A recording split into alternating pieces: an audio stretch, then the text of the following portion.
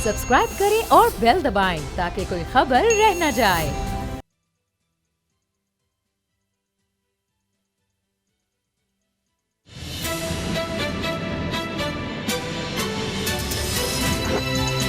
अब पता चला। बिस्मिल्लाहिर्रहमानिर्रहीम, अस्सलाम वालेकुम। मैं हूं मोहम्मद उसामा गाजी और आप देख रहे हैं अब पता चला। कहते हैं सियासत के सीने में दिल नहीं होता, सियासत में कोई दोस्त भी नहीं होता, लेकिन सच ये है कि सियासत का मौसम और मिजाज बदलते जरा देर लगती है, ना कोई शर्मो हया अड़े आती है। बात सिर्फ मफादात की है। जब मफादात एक हो जाएं तो फिर ना सिर्फ हरीफ हलीफ बन जाते हैं, बल्कि दिलों में छुपी मोहब्बतें अंगड़ाइयां लेकर बेदार हो जाती हैं। और वो नज़ारे देखने को मिलते हैं जो कल ऑपोजिशन के ऑल पार्टीज कॉन्फ्रेंस में दुनिया ने देखे। 2018 के इंतखाबी जलसों में नवाज शरीफ के खिलाफ इमरान जरदारी के खुफिया ताल्लुकात अवाम को समझाने और इमरान जरदारी भाई भाई के नारे लगवाने वाली मरियम नवाज कल इसी जरदारी साहब के बेटे बिलावल भुट्टो के साथ ना सिर्फ सियासी गुत्थियां सुलझाती रहीं, बल्कि उनका यह बयान कि मैं और बिलावल पाकिस्तान को इस हाल में नहीं छोड़ सकते। लेकिन सबसे ज्यादा हैरत तो पाकिस्तानियों को उस वक्त हुई होगी जब उन्होंने नवाज शरीफ साहब का दबंग खिताब सुना।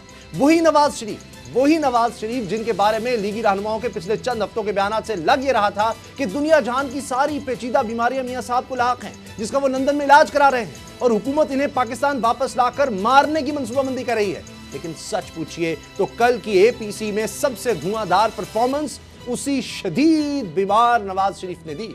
अदलिया, फौज, नैब समेत किसी इदारे को नहीं बख्शा। शायद इसलिए बकौल फवाद चौधरी नवाज शरीफ के खिताब की सबसे ज्यादा खुशियां भारत में मनाई गई हैं कि भारतीय एजेंडे की प्रमोशन में उन्होंने भरपूर किरदार अदा किया। सच ये भी है कि नवाज शरीफ की तकरीर किसी और के खिलाफ थी और एहतजाजी तहरीक किसी और के खिलाफ। ये तजाद क्यों है?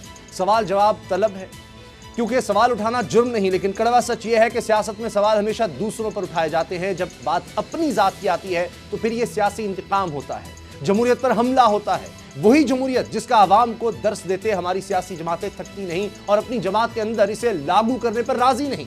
ऑपोजिशन ने एपीसी का शौक पूरा कर लिया, हुकूमत के खिलाफ ऐलान जंग कर दिया, लेकिन सवाल यह है कि इस जंग में ऑपोजिशन फतहयाब कैसे होगी, क्योंकि बदएतिमादी के नज़ारे मौलाना फजलुर रहमान के शिकवे शिकायतों की शक्ल में सरेआम देखे गए। मौलाना का इसरार इस्तीफों पर है, जिसे नून लीग और पीपल्स पार्टी के लिए नाकाबिल कबूल समझा जा रहा है। सवाल यह भी है कि अगर मौलाना ने अपना रास्ता जुदा कर लिया तो फिर एहतजाजी तहरीक और लॉन्ग मार्च के ख्वाब का क्या होगा। आज इसी पर सबसे पहले बात करेंगे। मेरे साथ हैं असद खरल साहब, बाबर डोगर साहब और हमें कुछ देर में इंशाल्लाह शेख रशीद साहब वफाकी वज़ीर रेलवे भी ज्वाइन करेंगे। आज हमारे साथ फयाजुल हसन चौहान साहब भी होंगे, वज़ीर इत्तलात पंजाब। असद खरल साहब, अस्करी क़यादत की तरफ से बड़ा वाज़ेह बयान आ गया है कि वो मियाँ साहब कहते रहे हैं ना तो इलेक्शन रिफॉर्म्स फ़ौज ने करनी है, ये जो भी किया सियासतदानों ने किया। नैब का कोई ताल्लुक़ फ़ौज से नहीं है, नैब के अंदर आप जानते किसने बनाया। अदालत में आप मुझे बता दें, अदालत के जजेस लगाने में किसी तरह से भी फ़ौज का कोई किरदार हो तो फिर ये आप करारदाद देख लें एपीसी की, उसमें जी एफसी को बलूचिस्तान से आप निकाल दें, जनाब उधर खैबर पख्तूनख्वा के इलाकों में जो पहले फाटा कहलाते थे वहाँ से आप जो भी सेंटर्स हैं दहशतगर्दों को पकड़ने वो बंद कर दें। ये किस किस्म की ये फरमाइशें? मैं समझता हूँ कि 3-4 इस एपीसी की इख्तराएँ अलाइड फॉर पता नहीं पार्टीज़ ऑफ करप्शन है। एक एपीसी का उन्होंने तोजी निकाल ली शहबाज गिल साहब ने कि आल पार्टीज लूटमार कमेटी आल इस टाइप की कोई एक और हलीम आदल शेब ने एपीसी से कहा कि अक्यूज पर्सनस कॉन्फ्रेंस। मामला ये है कि उसामा साहब, ये एपीसी जब हुई है इससे पहले एक प्री एपीसी भी हुई थी जो कि पाकिस्तान बार कौंसिल गालिबन उसके ज़ेर तमाम हुई थी और उसके अंदर शिरकत गालिबन, अगर मैं गलत नहीं हूँ तो मुझे करेक्ट कर दीजिएगा, महमूद अचकज़ई साहब थे जी, शहबाज शरीफ साहब थे जी, बिलावल भुट्टो जरदारी साहब थे और मौलाना फजलुर रहमान थे और भी शायद कुछ मोहसिन दावड़ भी थे। उसके अंदर भी आलमोस्ट यही स्क्रिप्ट काफ़ी मिलता जुलता ही था। उसके अंदर भी यही डिमांड रखी गई थी। उसके अंदर भी मिसिंग पर्सन का मामला हो, बलूचिस्तान का इशू हो, जुडिशरी के जो ऊपर सवालिया निशान उठाने की बात हो, मुल्की सलामती इदारों को जो है उनको कटहरे में या उनके ऊपर सवालिया निशान, ये एपीसी जो है नवाज शरीफ साहब इस वक्त उनका जो मुकम्मल तौर पर इस वक्त मुकम्मल तौर पर वो आज तो ख़त्म हो गए खैर अल्ताफ़ हुसैन, आज से 10-12 साल पहले जो अल्ताफ़ हुसैन एक जिला वतन लीडर के तहत वो वहाँ से जिला वतनी के दौरान एक सियासत करते थे, वो पूरा नैरेटिव नवाज शरीफ साहब का वो आ गया सामने कि लंदन से बैठ के जिस तरह वो ऑपरेट करते थे, जिस तरह वो काम करते थे, और इंडिया की और बहुत सारी एजेंसीज की, मुल्क बरतानिया की भी ज़ाहिर बात उनको हमायत हासिल थी क्योंकि सरजमीन है और आपको पता, इसी वजह से वो हमें दे नहीं रहे थे। नवाज शरीफ साहब अब इंटरनेशनल फोर्सेस के आलाकार पूरी तरह बन चुके हैं।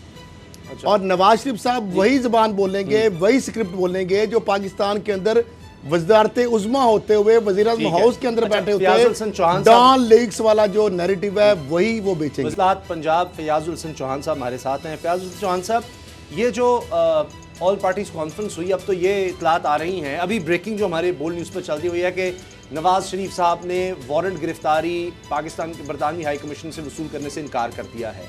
इसके साथ ये APC में जो करारदाद सामने आई है वो तो बड़ी ख़तरनाक है। फिर कहा जा रहा है जी इस्तीफ़े भी एक दूसरे से बात हो रही है, जी हम आपके हवाले करते हैं, हम आपके हवाले करते हैं। क्या देख रहे हैं आप? बिस्मिल्लाहिर्रहमानिर्रहीम। देखिए, एक तो कल इन्होंने PDM के नाम से पाकिस्तान डिमोलिशिंग मूवमेंट जो है वो बनाई है, पाकिस्तान को तबाह बर्बाद करने की, और फिर उस सिलसिले में मेजर गौरव आर्या कि जिसने CPEC के खिलाफ पूरी साजिश की थी और जनरल सलीम बाजवा के खिलाफ पूरी कैंपेन लॉन्च की थी, और फिर उसमें पाकिस्तान के कुछ सहाफ़ी भी पार्टनर बने थे, उसी मेजर गौरव आर्या की जो राज का डायरेक्टर है और अजीत देओल की तरह का इंतहाई जहर आलूद जहन रखता है पाकिस्तान को तोड़ने के हवाले से, उसकी जुबान बोलते हुए जो कल खुदकश हमला किया था शहबाज शरीफ साहब की सियासत पे और नून लीग की सियासत पे, आज शहबाज शरीफ साहब परेशान है और नून लीग भी परेशान है कि इन्होंने क्या कर दिया। ये पाकिस्तान डिमोलिशिंग मूवमेंट इन्होंने बनाई है और एजेंडा इनका एक ही है जो एंटी पाकिस्तान कुव्वतों का एजेंडा है।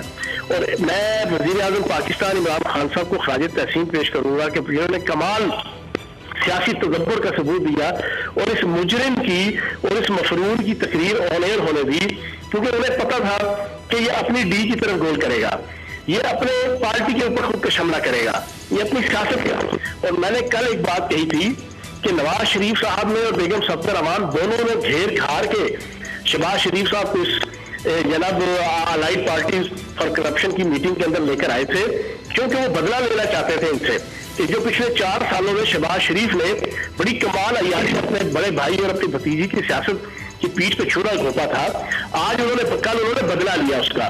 तो मैं ये समझता हूँ कि उनके पल्ले अब कुछ नहीं है। अब इसके जो रिपरकशंस है बाकी स्ट्रॉन्ग आएंगे। अदालतों के लिए भी जना एक चैलेंज है कि उनका मफरूज जना बाहर बैठ के पाकिस्तान दुश्मन ताकतों की जुबान बोल रहा है, पाकिस्तान के पुरसुकून एक कानूनी और आईनी माहौल को खराब कर रहा है, पाकिस्तान की सर्वाइवल और सॉवरेनिटी के खिलाफ तकारीर कर रहे हैं। तो पाकिस्तान की अदालतें भी इसके ऊपर जनाब वर्क करेंगी, पाकिस्तान के रियासती अदारे भी इसके ऊपर जनाब अपना आपको जना कुछ ना कुछ शो करेंगे, पाकिस्तान की हुकूमत जनाब कोई ना कोई रिजल्ट देगी और कोई इसका जनाब अच्छा नहीं लगते इनके। एक और चीज, बिलावल ने जो असम्बलियों से इस्तीफे हैं वो मशरूत कर दिए कि मियाँ साहब वतन वापस आए, हम उनके हवाले इस्तीफे करेंगे, वो उनको जहाँ मर्जी दे दें, लेकिन उनकी वापसी लाजमी है। मेरा मतलब है कि ये पहले दिन ही एक खड्डा पड़ गया, मियाँ साहब बाहर भागे हैं और वो उनको वापस, और साथ बिलावल साहब ने वो अनोखी शर्त की साथ एक और भी ऐड की। नवाज शरीफ साहब जवाब भी सुन लें।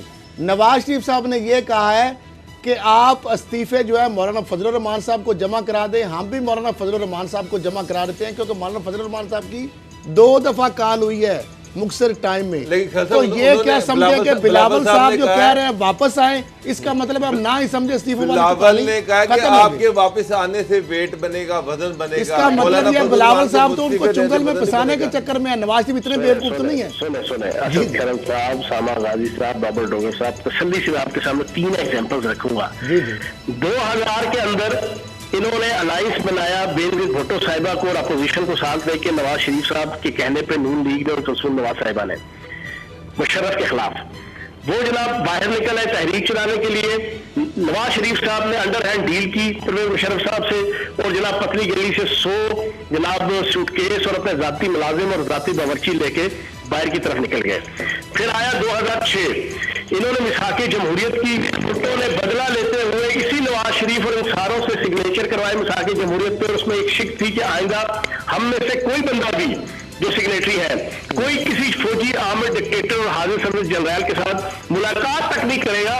बाकी राब्ते करना तो दूर की बात, या कोई फ्यूचर प्लान बनाना तो दूर की बात।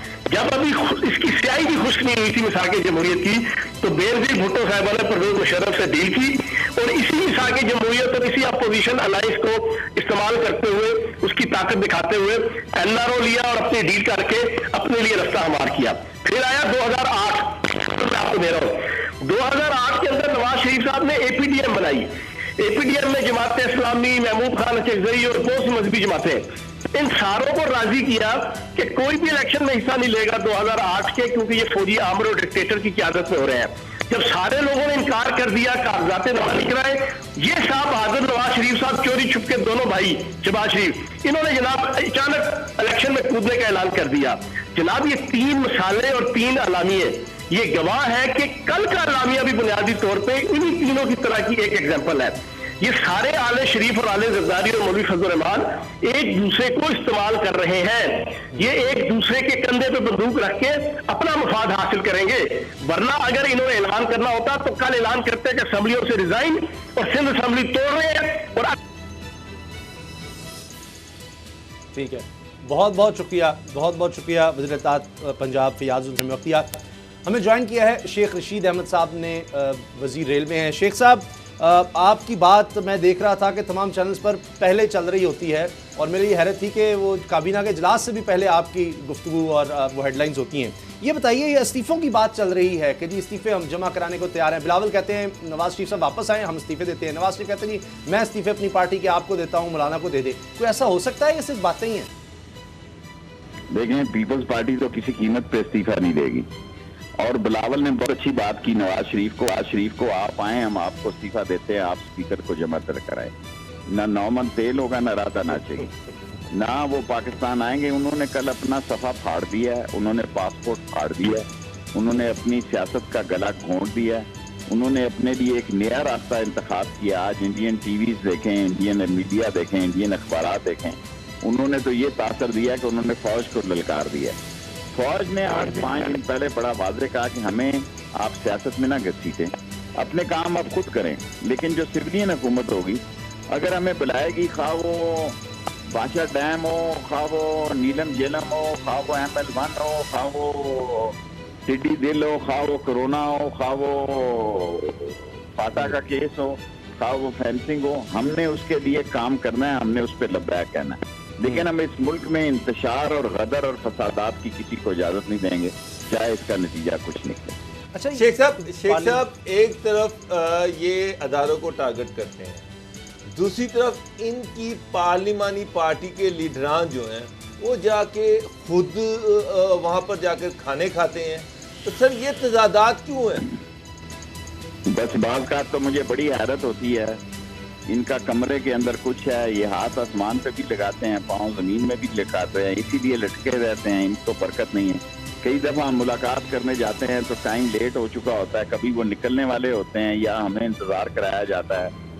तो वो ड्राइवर बताते हैं कि जनाब अली इस तरह ये हुआ। सब लोग, कोई बंदा ऐसा नहीं है जो राब्तों में नहीं है। सर मैंने अल्लाह को शेख साहब, आपने फाटफ बिल के हवाले से जो पेशीन गोई की थी कि ये बिल्कुल पास करेंगे, वही हुआ? थैंकफुल मेरे ख्याल डिनर भी ये करने गए हुए थे वहाँ पे, बड़े बड़े इनके लीडरान, जो कुछ वफाकी वुज़रा, पब्लिक अकाउंट कमेटी के चेयरमैन, बड़े बड़े। मैंने तो पहले कहा था कि फैटफ पास होगा। 38 आदमी पहले गैर हाजिर थे, बाद में 4 जब वोटिंग हो गई, 1.5 घंटे बाद इजलास हुआ, 15 मिनट वैसे फिर लेट हुआ, 2 घंटे तक वो लोग नहीं आए। जिस वक्त वोटिंग होगी तो 4 बंदे और आ गए, इस तरह 34 बंदे। क्या इन्होंने किसी बंदे को निकाला, किसी को नोटिस दिया, किसी को पूछा कि तुम क्यों नहीं आए भाई? इसी तरह होगा। आप देखें, मैंने 30 दिसंबर जनवरी का टाइम दिया कि ये जनवरी इन्होंने भी टाइम दिया, आप देखें ये जीते या मैं जीता हूँ, पीपल्स पार्टी कभी इस्तीफे नहीं देगी। और कौन था शेख साहब, कौन था तस्करी कायदत से मुलाकात में? शेख साहब कल मुलाकात में सरजी शहबाज था, बिलावल था, असद रहमान, फजल रहमान का बेटा था, सिराजुल हक साहब थे, शाह महमूद साहब, सारी पार्टियों का एक आदमी था। और अब अस्करी क़यादत ने जिस तरह से कह दिया है, हमारा क्या नैब से नहीं है, अदालत के ये हम नहीं करते कोई यानी रिकमेंडेशन, कोई इलेक्शन कमीशन ताल्लुक नहीं है, तो ये फिर क्यों इस उन्होंने तरह? कहा आप बुलाते हैं तो हम बुलाते हैं, हमें कोई जरूरत नहीं आने की, आप गिलगित बल्तिस्तान का इलेक्शन खुद कराएं। अच्छा अच्छा शेख साहब एक चीज कल जब मियां नवाज शरीफ की तकरीर हो रही थी तो शहबाज शरीफ का मुंह छोटे से छोटा होता जा रहा था, तो वो सब आपने जो पेशगोई की है कि दिसंबर तक शीन लीग बन जाएगी, कल वाले वाक़े के बाद, कल वाली एपीसी के बाद अब शहबाज शरीफ का फ्यूचर आप क्या देखते हैं, क्योंकि कल उनकी बेल भी कैंसिल हो सकती है। बड़ी काम की बात आपने की है। मैं समझता हूं कि नवाज शरीफ ने ये तकरीर की शहबाज शरीफ के खिलाफ है, क्योंकि उसके लिए उसने गड़ा खो दी है, आईनी गड़ा खो दी है। शहबाज शरीफ का सरजी केस बड़ा सीरियस है, उसके डॉक्यूमेंट जो हैं वो डॉक्यूमेंट्री इन प्रिंटिंग और रिकॉर्ड डॉक्यूमेंट है, उसके शहबाज शरीफ के और हमजा शहबाज के और सलमान के 9-9, 8-8 अरब और 2-2 अरब रुपया उन्होंने और वो मुलाजम शहादतें दे चुके हैं, सो उनके बचने की कोई गुंजाइश नहीं है। शेख साहब, ये नवाज शरीफ साहब की कल की जो तकरीर है, जिस तरह आपने कहा, वो कहते हैं हम तो डूबे हैं, तुमको भी सनम ले डूबेंगे, ये जानबूझ के उन्होंने कहा कि शहबाज शरीफ जो भाग दौड़ कर रहे हैं ताकि ये तो वो कौन है बाप बेटा। देखें, सियासत बड़ी बेरहम है और सियासत में बाप बेटा भाई भाई कोई चीज नहीं होती, सियासत सियासत होती है। उन्होंने जब वो तकरीर की, अगर कल उसकी जमानत, जैसे आप कह रहे हैं, मुझे तो पता नहीं कि कल उसका केस है या नहीं है, लेकिन शहबाज शरीफ के लिए बड़े सीरियस मसाइल हैं। पीपल्स पार्टी ने ये क्लियर कर दिया कि उसने इस्तीफे नहीं देने। अच्छा, अब शेख साहब, जो नवाज शरीफ साहब का रूप कल का है, आज से 5-10 साल पहले तो ये अल्ताफ हुसैन की एक दूसरी शक्ल नहीं आगे वहां पे, जिस तरह उनको इंडिया वहां से ऑपरेट कर रहा था, वहां लंदन में बैठ के वो कर रहा था। ज़ियाउल हक के जूतों में बैठे रहे ये। जनरल जिलानी ने इनको एक्साइज एंड टैक्सेशन का वजीर बनाया पंजाब में। जुनेजो की पीठ पे इन्होंने छुरा घोंपा और खुद अबूरी हुकूमतों में आ गए। उसी असम्बली में जुनेजो बैठा होता होगा, सिंध का प्राइम मिनिस्टर की, जिसमें ये प्राइम मिनिस्टर बैठे हुए थे। सो इन्होंने क्या काम नहीं किया। ज़ियाउल हक इनका माई बाप था। ये कहते हैं वोट को इज्जत दो, कोर्ट को भी इज्जत दो, नोट को तो इज्जत आपने दे दी है, कोर्ट को भी इज्जत दो, तुम मफरूर रखो। लेकिन अब उसके आने के, अब वो सालम लेगा जी, वहाँ पे वो पनाह लेगा लंदन में, उसकी कोई गुंजाइश नहीं है पाकिस्तान की। अल्लाह की तरफ से तो मुझे पता नहीं क्या फैसले होते हैं। एक पॉलिटिकल वर्कर, मैं समझता हूँ उसने अपनी सियासत का खून कर लिया। शेख साहब, आपने पहले भी इसका इजहार किया कि बड़ा खतरा है, दुश्मन भी फिरका वाराना पाकिस्तान में फसादात और अनरेस्ट की कोशिश करें, तो ये अब जो करारदाद आई है एपीसी की, फिर चहलम आ रहा है इमाम हुसैन का, तो ये बड़ा खतरनाक माहौल बनाया जा रहा है। ये पागल है। मौलाना फजल रहमान को मैंने उसके बेटे के हाथ पैगाम भेजा है कि मदरसों को इस मसले में मत उलझाओ। फिरका वारियत में और खत्म नबूवत में क्या हम आशिक के रसूल नहीं है जी? खत्म नबूवत की मैंने निशानदेही की, इन्होंने तो कौमी असम्बली में वोट दिया। मेरे साथ आए, किसी टीवी पे चैलेंज करें, मैं रिकॉर्ड निकाल लाता हूँ। इन्होंने खत्म नबूवत के खिलाफ वोट दिया, सेनेट में वोट ठीक किया। फजल रहमान ने मेरी सीट पर आकर शुक्रिया अदा किया कि शेख रशीद तुमने हमें बचा लिया। जब मैंने कहा कि जुमेरात तक वापस ना लिया तो जुमेरात को मैं कॉल दूंगा सारे मुल्क। अच्छा शेख साहब, नंबर के लोग हैं। अच्छा शेख साहब, एक तरफ ये फजल रहमान की मिन्नतें करते हैं, शहबाज शरीफ भी, उसके बाद नवाज शरीफ भी, बिलावल भी उसको मनाकर लेके आते हैं, दूसरी तरफ उसकी जो तकरीर है वो ऑन एयर जाने नहीं दी जाती। वो मुनाफिक है ना जी, मुनाफिक है, क्योंकि उसने कहा इस्तीफे दो, इस्तीफों के लिए ये तैयार नहीं। ये पार्टियां टूट जाएंगी इस्तीफों के नाम। अच्छा शेख साहब, ये तो कुछ जनवरी तक का देखने, ये तो तय कि इस्तीफे नहीं होंगे। आपने सेनेट के इलेक्शन में तहरीक इंसाफ को अक्सरियत लेते हुए नहीं देखना चाहते, और कुछ मसला नहीं है। मार्च में उनको पता है, वरना हम डिबेटिंग क्लब का हिस्सा रह जाएंगे, हमें कोई मुंह नहीं लगाएगा, क्योंकि सेनेट में इनकी अक्सरियत है। मार्च में वो भी तहरीक इंसाफ की अक्सरियत हो जाएगी, फिर ये डुगडुगी बजाएंगे वहाँ पे असेंबली में और सेनेट में। लेकिन शेख साहब, जिस तरह एक तो आपने सेक्रेटेरियन जो कहा था कि आने वाले दिनों में ये बहुत सारे इंडिया और इस तरह के मुल्क दुश्मन कर रही हैं काम, एक तो वो ये भी बिल्ली थैले से बाहर है। और मैं भी अभी कराची से आया हूँ, मैंने भी कुछ चीज़ें देखी हैं, ये फील हुआ है कि बहुत बड़े पैमाने पर पाकिस्तान के अंदर सेक्रेटेरियन जो मामलात हैं ये उठेंगे और मुल्क दुश्मन ताकतें भी हैं, तो ये तो बहुत ख़तरनाक ये खेल खेला जा रहा है और उसके ये अलाकार बन रहे हैं। देखिए जी, 12 कौ से टीमें पकड़ी गई हैं जो इंडियन इन्फ्लुएंस एजेंट थी, और 8 को चेलम है। ये 1 अक्टूबर को कहते हैं हम जलसा जुलूस खेलेंगे। अल्लाह ताला खैर करे, ये अपने लिए भी गड़ा खोदेंगे और मुल्क को नुकसान ना पहुंचे। लोगों को अपना अकीदा छोड़ना नहीं चाहिए, किसी को छेड़ना नहीं चाहिए। अल्लाह बेहतर करेगा। सर शेख साहब, आपकी बड़ी गहरी नजर है, आप क्या देख रहे हैं? जिस तरह आपने दिसंबर का तो कह दिया, लेकिन ये लॉन्ग मार्च होगा और ये कुछ ऐसा करेंगे कि हुकूमत गिराने, क्योंकि सेनेट के इलेक्शन तक है इनके पास टाइम, जो इन्होंने करना है उसके बाद देखें, जनवरी इन्होंने टाइम दिया है। मैंने भी कहा कि 30 दिसंबर को देख लें, जनवरी के हुकूमत पता लग जाएगा इनका। ये मार्च से पहले पंगा तो लेंगे, लेकिन इनको शटअप कॉल जाएगी। मामलात देखें क्या होते हैं। अभी आप यही महीना देखें जो अक्टूबर का आ रहा है, फिर आपको वाजे हो जाएगा। और नवाज शरीफ की तकरीर दिखाना ये सही फैसला था, क्योंकि अल्ताफ हुसैन पर तो पाबंदी लग चुकी है। बड़ा बेवकूफाना फैसला था, जाहिल है वो। ऐसे ही लोग इस मुल्क में क़यादत में आ जाते हैं उठ के, मुंह उठा के। तो उसने बड़ी बोंगी मारी है। उसने इंडियन इन्फ्लुएंस डॉन लीग्स की तकरीर की है, उसने कीमत अदा करनी है। सर जी शेख साहब, आप आने वाले दिनों में शहबाज शरीफ की कमर में शदीद दर्द देख रहे हैं? मैं शहबाज शरीफ पे मेरी पूरी नजर है। अगले महीने तक शहबाज शरीफ की सियासत का फैसला हो जाएगा। 30 दिसंबर तो वैसे ही मैंने दिया कि जनवरी तक सियासत वाज़े हो जाएगी, लेकिन मैं अगले महीने ही, आज कितनी 21 तारीख है, 21 अगले महीने तक देख लें, शहबाज शरीफ की सियासत का फैसला हो जाए। अच्छा शेख साहब, आप समझते हैं मरियम साहिबा प्रवेल करेंगी या शहबाज शरीफ साहब प्रवेल करेंगे? क्योंकि ये बड़ी सख्त जंग चल रही है, आप भी देख रहे हैं बड़ा क्लोजली। और मरियम का क्या बनेगा? शहबाज शरीफ की सियासत में तो कीड़े पड़ गए हैं। शहबाज शरीफ की सियासत में तो कीड़े पड़ गए हैं। और मरियम क्या करती हैं, ये अब ज़ाहिर है शहबाज और मरियम के 2 दूसरे रास्ते हैं। मैं कह चुका हूँ, नून और शीन अलग होंगे। 30 दिसंबर मैंने डेट दी है, तो जनवरी तक सारी सूरत हाल वाज़ेह। लेकिन शहबाज शरीफ साहब की ज्यादती भी तो शेख साहब हो रही है। वो बेचारे उधर मीटिंगें भी करते हैं, मुलाकातें, पाँव भी पड़ते हैं, और फिर भी उनकी जमानतें या जो उनके ऊपर केस खड़े हैं, वो मुंह भी उनका छोटा हो जाता है। भाई जब बात इस तरह की करते हैं, वो जाएं और जाएं किधर? मैं कुछ नहीं कह सकता। किधर जाएं? मैं कुछ आखिर में शेख साहब, मरियम नवाज साहिबा के खिलाफ भी तो केसेस हैं, उनका क्या बनेगा?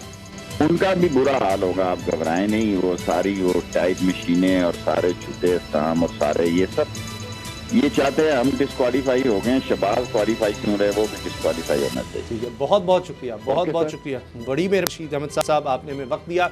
ब्रेक का वक्त है और ब्रेक के बाद हमारे साथ मुस्लिम लीग नून की रहनुमा MPA हिना परवेज भट्ट साहिबा होंगी। ब्रेक लेते हैं और ब्रेक के बाद उनसे बात करेंगे।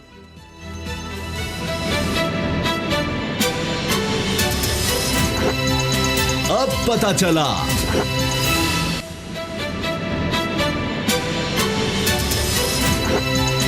अब पता चला।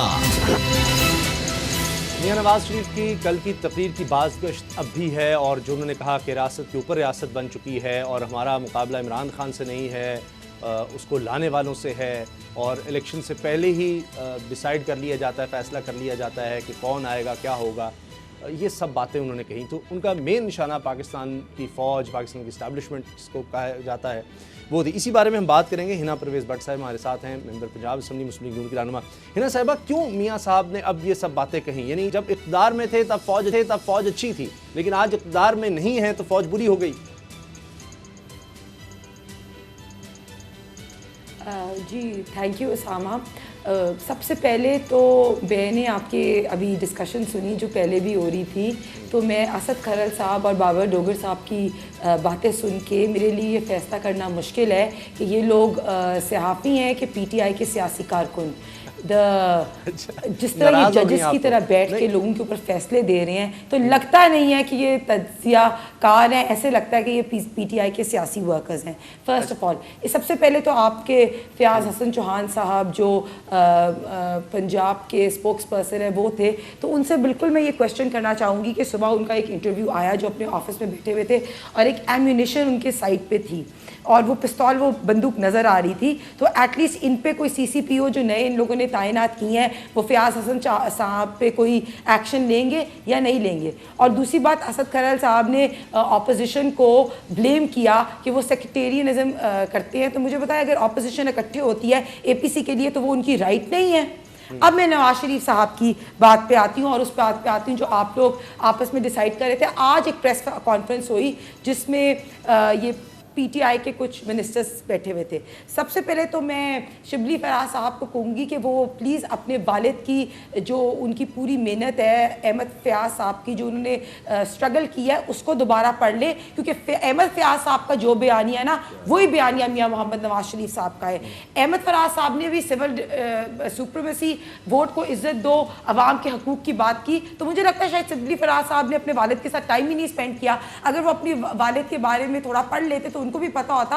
और अगर अहमद फयाज साहब इस टाइम पे मौजूद होते ना पीटीआई के टाइम पे, तो इनकलाबी शायरी करते उनके अगेंस्ट। पहली बात। सेकंड बात, फवाद चौधरी साहब कौन है ये डिसाइड करने के लिए कि मुहब्बे वतन कौन है और गद्दार कौन है? वो कौन होते हैं 3 times prime minister Nawaz Sharif साहब के बारे में डिसाइड करने वाले? असद उमर साहब कौन होते हैं डिसाइड करने वाले? के खिलाफ बात करना दुरुस्त है। एक साल नहीं, मेरी बात कंप्लीट होने दें। 1 साल के अंदर असद उमर साहब को फाइनेंस मिनिस्टर से निकाल के बाहर फेंका। शायद वो शाह महमूद कुरैशी साहब जो हैं वो फेल्ड फॉरेन पॉलिसी, वो लोग कौन होते हैं डिसाइड करने वाले? अच्छा। फिर नवाज शरीफ साहब जो है वो 3 दफा के वजीर आजम है। जिस तरह एक सर्जन जो है ना डॉक्टर की तरह बॉडी के अंदर दिखा सकता है कि बीमारी की वजह क्या है। मेरा सवाल एक सेकंड आपको सिर्फ दिखाया है मैं आपकी तरफ क्या प्रॉब्लम्स क्या हैं। हाँ, प्रॉब्लम मेरी बात सुने। नहीं मेरी बात सुने। देखिए ना, मेरा सवाल तो सुन लेना आप। 2008 और 2013 में भी पहले से डिसाइडेड था। 2008 और 13 के इलेक्शन भी पहले से डिसाइडेड थे। वो भी एक बंदे के बारे में बात करना, एक बंदे के बारे में बात करना, कोई रिटायर्ड बंदे के बारे में बात करना जिसके ऊपर एलिगेशन लगाए कि यूएस में उसके एहसासे हैं, वो फौज के ऊपर तनकीद करना नहीं है।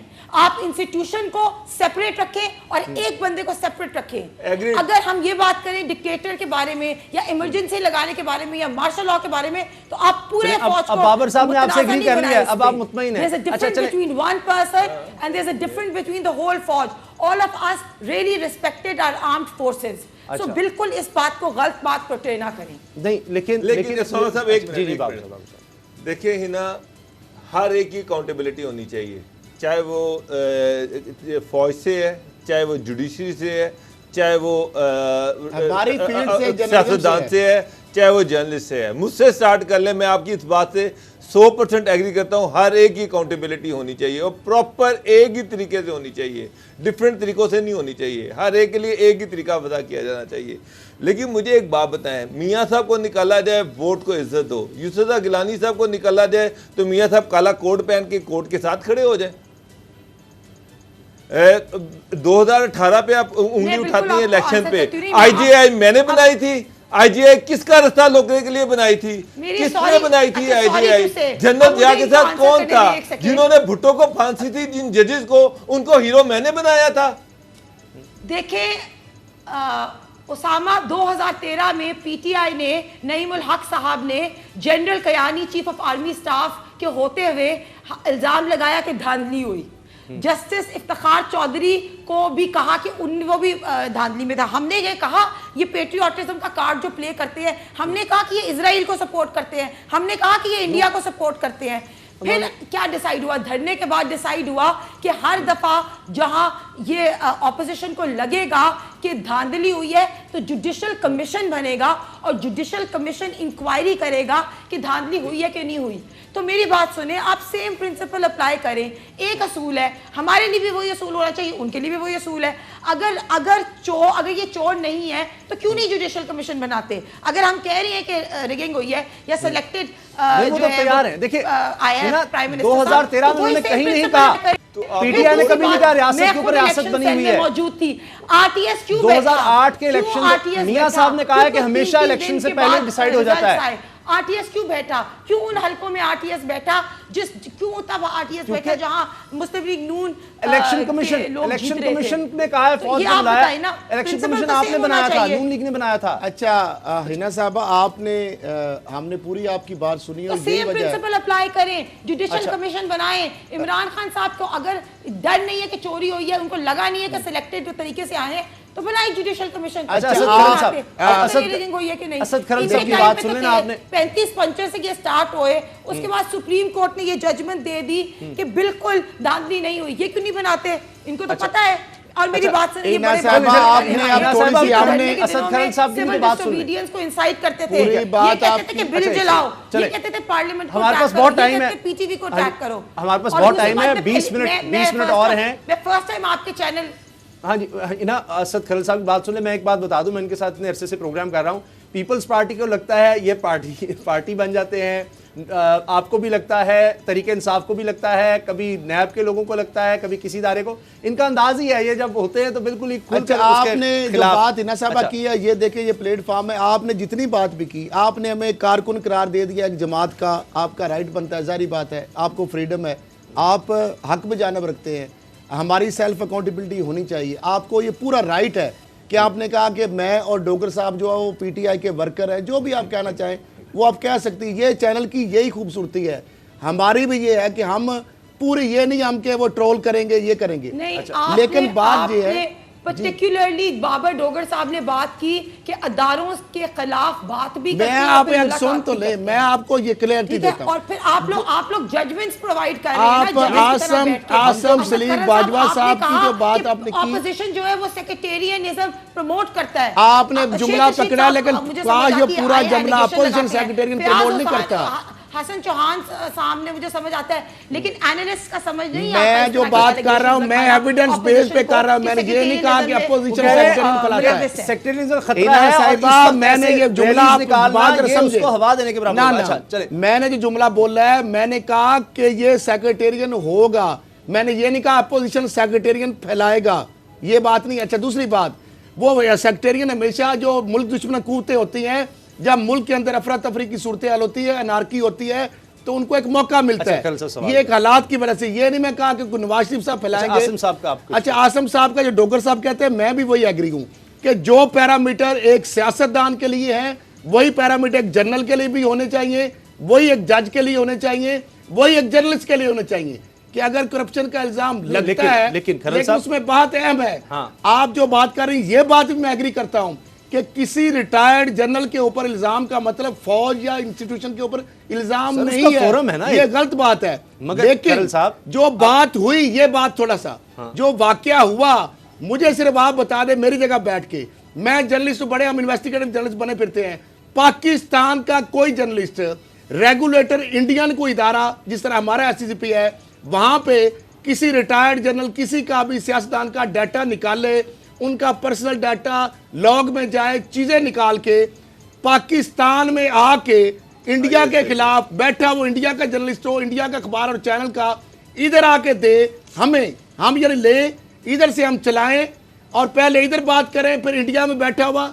ये मुझे बताएं कभी ऐसा हुआ? और वही बंदे जो अरसलान जफर, सलमान जफर कॉम्पिटिटिव कमीशन, और सलमान जफर वो इसाक डार साहब के वक्त जफर इजाजी के वो बेटे, जफर इजाजी का नेक्सिस, ये न्यूज जंग एक नैरेटिव खास है, उसके अंदर एक पूरा नेक्सिस है। के पास या तजरिया, अगर ऑपोजिशन के, अगर इस हुकूमत के पास ये जो इनके सारे स्पोक्स पर्सन्स बैठे हुए हैं या ऐसे तज्जियाकार जो ऐसी बातें कर रहे हैं, अगर उनके पास लॉजिकल आंसर्स नहीं है ना, तो उनको दो काम आते हैं, या तो वो पेट्रियोटिज्म का, हुब्बुल वतनी का कार्ड प्ले करेंगे, या वो रिलीजन कार्ड। आप मुझे बता दें इसमें इलॉजिकल बात क्या है? क्या ये मैं जो बात कर रहा हूँ, नहीं सिखाया कि हम पेट्रियोटिज्म का कार्ड प्ले करें, क्या हमारा डाटा पर्सनल जो लीक हुआ यहाँ से लिया गया, इंडिया मेजर गौरव आर्मिया ने चलाया, उसको फिर फैलाया, ये क्या नैरेटिव है? मुझे समझ नहीं आती इसका, क्या मैं समझ, इसमें क्या मतलब लॉजिक इसमें क्या नहीं है? 2002 में मोदी ने गुजरात की किलिंग की, 2003 में इमरान खान साहब की तस्वीर है मोदी के साथ, हम कार्ड प्ले करते हैं हुब्बुल वतनी का, हम इस तरह की चीजें लो टैक्टिक्स में नहीं आते। इमरान खान को हमने कहा है कि कश्मीर बेच दिया ट्रंप को मिलने के बाद, हमने कहा है कि मोदी जब प्राइम मिनिस्टर बना था तो इमरान खान ने कहा कि बड़ा कंग्रेचुलेट करता हूं, अब तो कश्मीर का मसला सॉल्व हो जाएगा, और फिर कश्मीर का मसला सॉल्व किया, दे दिया कश्मीर उनको। हम करते हैं इस तरह बिलो द बेल्ट बात? हम नहीं करते, बिकॉज ऐसी बातें होती नहीं। मैं दोबारा ये बात करूंगी, एक बंदे के बारे में बात करना, अगर एक बंदे के बारे में कहा जाए कि इस पे इल्जाम लगा, इसका एहतसाब हो, तो उसका ये मतलब नहीं है कि फौज को अटैक कर रही है। These are two different. चलें ब्रेक लेते हैं। सेकंड बात, ये बात करनी मार्शल लॉज लगे हैं, ये बात करनी कि डिक्टेटर रहे हैं या इमरजेंसी हुई है, इसमें कोई बात नहीं, ये भी फौज के खिलाफ बात नहीं है, ये रियलिटी है, आपको भी पता है और मुझे भी पता है। नहीं बिल्कुल ठीक है आपकी बात, लेकिन जो बाकी उन्होंने रियासत के ऊपर रियासत का कहा है, फिर उन्होंने कहा किसी भी को टाइम नहीं पूरा किया करने दिया जाता और इलेक्शन से पहले डिसाइड कर लिया जाता है। ब्रेक लेते हैं, हमारे साथ हैं, हमारे साथ हैं, काफी पुरजोश हैं, जज्बाती हैं। चलें थोड़ा सा खरल साहब हम भी थोड़ा ब्रेक लेते हैं, तो पानी पीते हैं, उसके बाद मिलते हैं।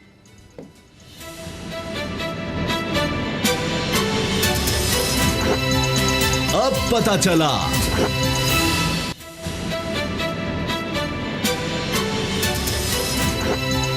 अब पता चला। हिना परवेज भट्ट साहिबा हमारे साथ हैं, मुस्लिम लीग की रहनुमा। हिना, जिस तरह ब्रेक से पहले बात हो रही थी, एक बड़ा अहम पहलू है मौलाना फजलुर रहमान साहब का। उन्होंने धरना भी दिया। अब इस दफा पहले तो वो सोशल मीडिया पर ये चीज़ वायरल हो गई कि उनकी तकरीर नहीं चलने दी गई, वो गिला कर रहे थे कि जी मेरी तकरीर को क्यों बंद किया गया, कैमरा तो अलग बात थी, आपने कर दिया बंद, तो उनके साथ ऐसा सलूक क्यों हुआ। और जो वो बात कर रही थी, आपके यहूदी एजेंट तो हमेशा फजलुर रहमान साहब ने करार दिया इमरान खान को। इमरान खान ने कभी इस तरह का मजहब कार्ड नहीं इस्तेमाल किया।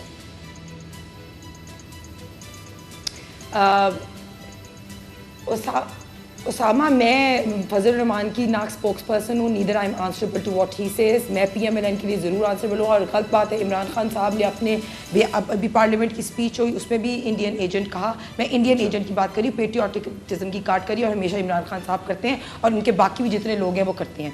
पहली बात, इसके अंदर हमारी अभी बात हो रही थी और मेरे ऑनरेबल अभी यहाँ बैठे हुए असद खरल साहब, इन्होंने बात की कि पैरामेट्रिक्स सेम होनी चाहिए, एहतसाब सेम होना चाहिए। I completely agree.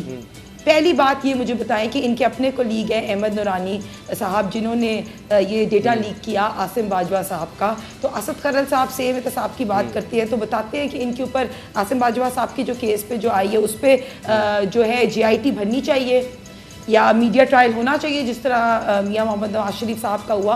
और दूसरा, जिस तरह भी जो भी डेटा लीक हुई नहीं हुई, आप सबको पता है, ये हम लोगों की इसमें कोई जिम्मेदारी नहीं है, ना हमारा कोई काम है इसमें। ये अगर एहतसाब की बात करते हैं तो फिर एहतसाब होना चाहिए, पहली चीज़।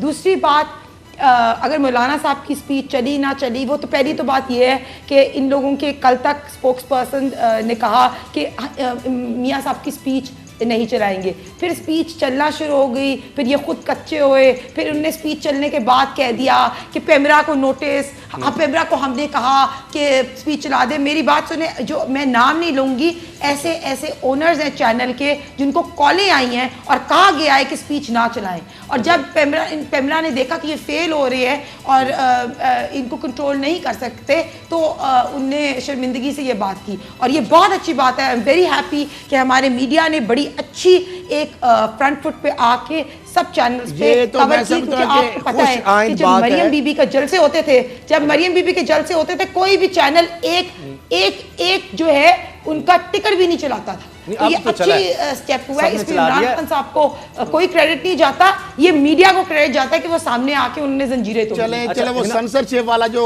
मीडिया के ऊपर से भी हट गया कि मीडिया जो सेंसरशिप दबाव और आजाद मीडिया नहीं है, जिस तरह आजाद अदलिया की बात ताने मिलते थे। अब आपको ये तो पता लग गया कि पाकिस्तान का अल्हम्दुलिल्लाह मीडिया आजाद है। जो आपने बाजवा साहब की बात नहीं की थी, जो आपने बात की है बाजवा साहब के ऊपर JAT के हवाले से, इस हवाले से भी मैं आपसे एग्री हूँ।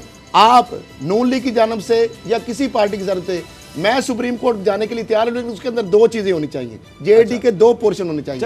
एक ये है कि अगर उन्होंने करप्शन किया, सासे बनाए, अपने वो एक्शन होना चाहिए। और दूसरा, जो इंफॉर्मेशन लीक हुई है कि सिक्रेसी हमारी जो थी, जो बेशक रिटायर्ड है, यानी पाकिस्तान से डाटा पर्सनल फैमिली से लेके वो गौरव नैरेटिव है, उनके खिलाफ जो है वो भी इंक्वायरी होनी चाहिए। अहमद नूरानी का इशू नहीं है, अहमद नूरानी यूज किया गया है, यूज करने वाले को और है।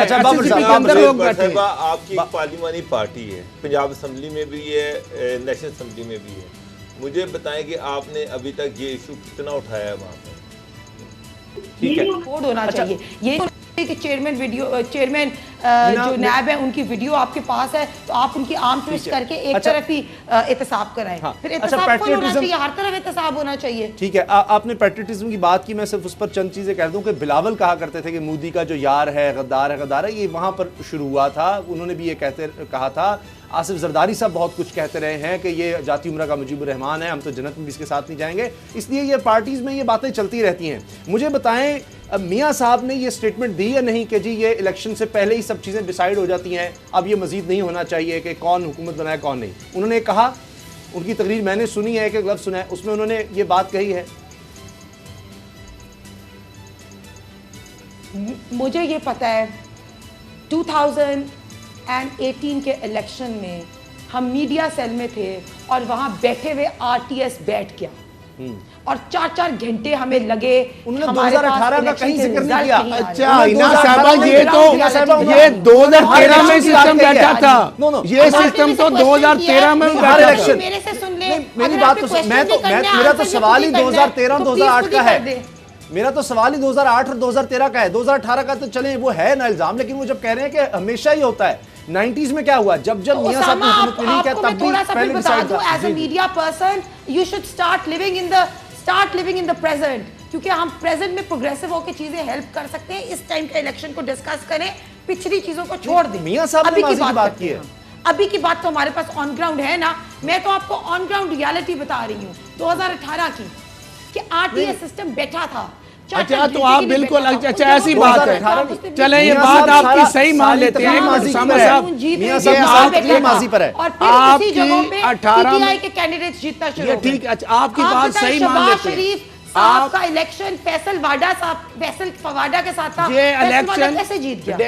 इलेक्शन रिग्ड था, आप मान कह रहे हैं इलेक्शन रिग्ड था 2018 का। आप मीडिया सेल में बैठे हुए थे, ये बात आपकी सही मान लेते हैं हम। सर 2013 आरओ का इलेक्शन पीपल्स पार्टी ने कहा है, छोड़ के 18 पे कर लेते हैं। आप जिस तरह इमरान खान साहब 4 हल्के 4 साल के बाद ये डिसाइड हुआ था पार्टी सुप्रीम कोर्ट तक गए, जरदारी ने उनको आरओ का इलेक्शन करार दे दिया। जब भी ऑपोजिशन को लगेगा कि रिगिंग हुई है, 13 को इसमें भी जुडिशियल कमीशन चेक करें, इन्वेस्टिगेट करें। इमरान खान साहब अपने प्रिंसिपल पे स्टैंड करते हैं, तो इसमें भी बनाई जुडिशियल कमीशन। देखें, आप खुद देखें ना, मुकाफात अमल है 2018 के पार्लियामेंट में डिमांड होनी चाहिए। 2018 के ऊपर आप इमरान खान ने 4 साल स्ट्रगल की। पहले उन्होंने धरना दिया, सुप्रीम कोर्ट में गए, जुडिशियल कमीशन बना, इंक्वायरी कमीशन बना, वो धांधली जो इलेक्शन। अब आप उन्होंने कहा मैं झूठ बोल रहा था 18 में, उन्होंने कहा मैं झूठ बोल रहा था, 35-35 कुछ चीज नहीं है। वो सारी चीज सामने कौन मतलब सुप्रीम कोर्ट ने कह दिया कि 2013 में कोई रिगिंग नहीं हुई। अच्छा, अब 18 में आप क्यों नहीं जाते? सारे इलेक्शन रिग्ड नहीं थे। 18 में आपको फोरम पे तो जाना चाहिए, नहीं यहाँ पे तो नहीं हम कर सकते, आप कर सकते हैं। आपको क्यों नहीं गए फोरम पे? यार रिग्ड हुआ है जिस तरह आप कह रहे हैं। प्रिंसिपल डिसाइड हो गया है, उसी प्रिंसिपल पे इस हुकूमत को चाहिए कि अगर ये चोर नहीं है, अगर इन लोगों ने सिलेक्टेड ये नहीं आए या इन्हें रिगिंग नहीं की, तो जुडिशियल कमीशन बनाया। खुद क्यों नहीं फॉरवर्ड होते? तो अगर वो नहीं आ जाते हैं इस्तीफों पर, अगर वो नहीं बनाते हैं तो आप क्यों नहीं प्रॉपर फॉरम पे जाते? अच्छा चले, ये हो गया। आप इलेक्शन कमीशन में जाएं, आप सुप्रीम कोर्ट में जाएं, टीवी पे बैठ मौलाना फजलुर रहमान साहब की पहले दिन से डिमांड कर रहे हैं प्रिंसिपल से, तो आप प्रोग्राम खत्म हो रहा है, एक्सपोज करें, वो तो आपने करना है ना। ठीक है, वक्त खत्म हो रहा है। इस्तीफों की डिमांड आ रही है पहले दिन से मौलाना फजलुर रहमान साहब की तरफ से। बिलावल ने भी ये कहा है कि जी मियां साहब आ जाए, हम इस्तीफे पेश करते थे मियां साहब को। मियां साहब कहते हैं कि मेरी पार्टी के इस्तीफे भी आपको देते हैं, मौलाना साहब को दे दें। तो ऐसा कुछ होने वाला है आपके ख्याल से? ये इस्तीफे नून लीग के, पीपल्स पार्टी, ये सब लोग इस्तीफे देंगे? देखिए, 2 दिन पहले ये पीटीआई के स्पोक्स पर्सन ही बैठे हुए थे जो मजाक बना रहे थे कि एपीसी एक एपीसी हुई। मरियम बीबी का बयान आया, मियां साहब का वीडियो लिंक पे बयान आया, ये सब के सब हिल गए। कहते हमें फ़र्क नहीं पड़ा, अगर फ़र्क नहीं पड़ा होता तो इमरान खान की आज कैबिनेट की मीटिंग ना होती और ये 6 स्पोक्स पर्सन बैठ के ना सारे मिनिस्टर्स बात ना करते। तो जैसे ये बात हुई, बिल्कुल इस दफ़ा सीरियस है, बहुत आगे बिल्कुल जलसे भी होंगे, प्रोटेस्ट भी होंगी, इस्तीफों की जरूरत हुई तो सब पार्टीज इस्तीफे देंगी और इंशाल्लाह लॉन्ग मार्च होएगा। एक चीज क्लैरिफाई कर दें, ये इतना टाइम खत्म हो गया, ये आखिरी सवाल है, इनको बड़ा टाइम दे दिया। एक चीज क्लैरिफाई कर दें, ये जो बार बार मीडिया में आ रहा है कि जिस दिन फेडअप का बिल पास हुआ उस दिन तमाम पार्लिमानी लीडर जो थे इंक्लूडिंग PMLN, उन्होंने आर्मी चीफ के साथ डिनर किया। देखिए आर्मी चीफ का आपके सामने आज बयान खुद आ गया है, वो बड़े अच्छे स्पोक्स पर्सन है इस बात करने वाले, उनसे बेहतर कोई स्पोक्स पर्सन, ये पहली बात। और FATF पे जो मैं जहाँ तक मुझे पता है हमारी एक डिमांड थी कि अरेस्ट विदाउट वारंट नहीं होना चाहिए, आप किसी को इल्ज़ाम की बुनियाद पे 60 दिन के लिए पकड़ के जेलों में नहीं डाल सकते। हिना बहुत बहुत शुक्रिया, आपने इतना हमें वक्त दिया, आपकी बड़ी मेहरबानी। प्रोग्राम देखने का बहुत शुक्रिया, दुआ में याद रखिएगा, इजाज़त दीजिए, अल्लाह हाफ़िज़।